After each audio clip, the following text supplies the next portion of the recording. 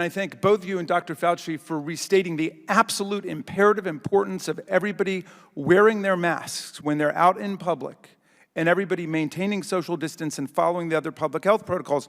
But the public health officials have been subjected to harassment, and we've even seen some today, have been subjected to ridicule and have been subjected to ludicrous, absurd contradiction. So I want to go through some of the propaganda and disinformation quickly, just as a public service announcement, because America is watching you.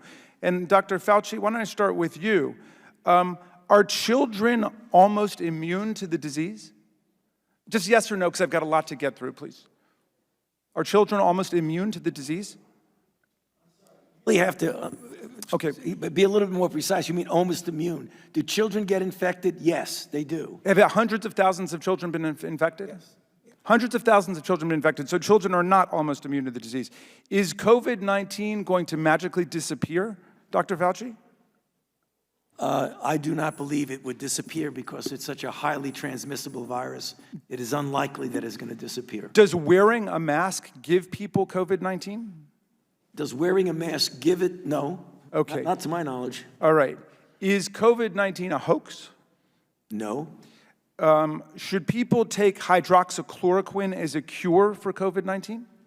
The overwhelming cumulative evidence of properly conducted randomized controlled trials indicate no therapeutic efficacy for hydroxychloroquine. Can people cure themselves of COVID-19 by injecting themselves with disinfectant No. or bleach? I'm sorry? No. Are you safe from the disease if you go to one of the aforementioned large assemblies, crowds, demonstrations, without a mask on and not observing social distancing, if you sign a waiver that you won't sue the sponsor of the event?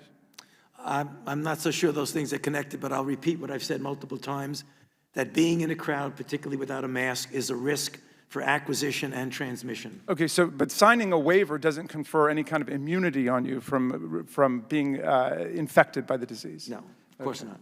All right. Dr. Fauci,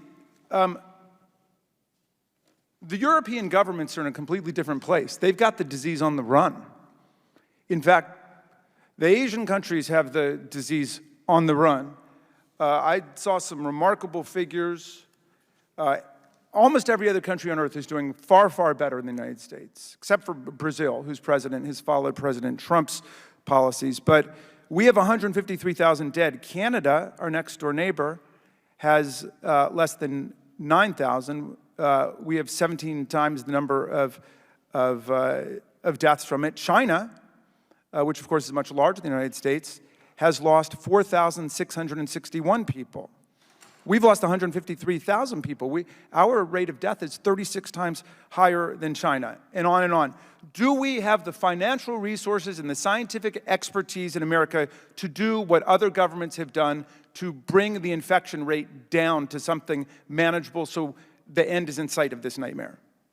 I believe we do have the tools, and certainly there's been a considerable degree of financial investment. So what is the difference? Why are all of the other countries defeating the disease and we're not? Why do we not have a plan, a strategy for victory to win, to beat COVID-19? Well, I believe I addressed that in not only my opening statement, but also in response to the question of the congressman. And that is that when you look at the comparison between Asia and Europe, as is shown by the chairman's poster up there, that when they shut down to the tune of about 95%, getting their baseline down to tens or hundreds of cases per day. So whereas when we did it, we got it down, but unfortunately, our baseline was 20,000 a day. All right, so we're getting somewhere, but would you agree with me that the critical difference is either the presence or the absence of social cohesion and political leadership to actually develop a plan, execute it, and stick to it? I think there was such a diversity of response in this country from different states that we really did not have a unified bringing everything down. Yes.